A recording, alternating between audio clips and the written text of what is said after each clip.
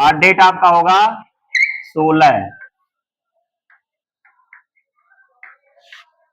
ठीक है, तो हमारा टॉपिक अगला चौथा है past perfect continuous tense.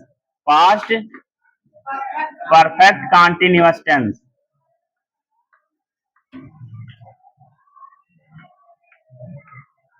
Continuous tense,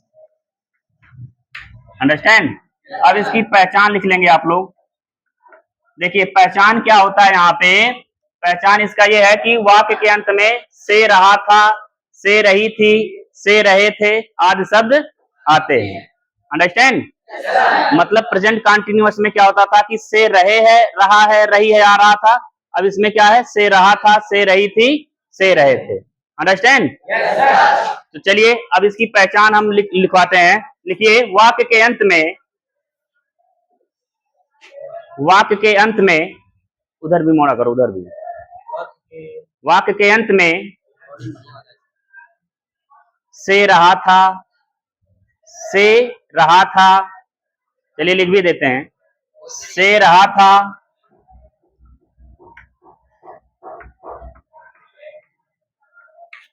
से रहा था, से रही थी, से रही थी, से रहे थे, से रहे थे आदि शब्द आते हैं। अंडरस्टैंड। आदि शब्द आते हैं। ओके, बस इतना इसका पहचान है। अब इसका स्ट्रक्चर बेस समझते हैं। क्या है स्ट्रक्चर? जैसे था वैसे, यहाँ पे उस पे हैव बीन लगता था और यहाँ पे क्या लगेगा, हैड बीन लगेगा। और फर्क सिर्फ इतना है कि उसमें दो सब्जेक्ट में हैज और हैव में फर्क होता था, लेकिन यहाँ पे हर एक सब्जेक्ट के साथ सहायक क्रिया में क्या लगाना है आपको, हैड बीन ही लगाना, हैड बीन बस, और दूसरा कोई नहीं। अंडरस्टैंड। तो चलिए स्ट्रक्चर समझते हैं। सबसे पहले subject plus had been, subject plus had been plus verb का आईएनजी फॉर्म प्लस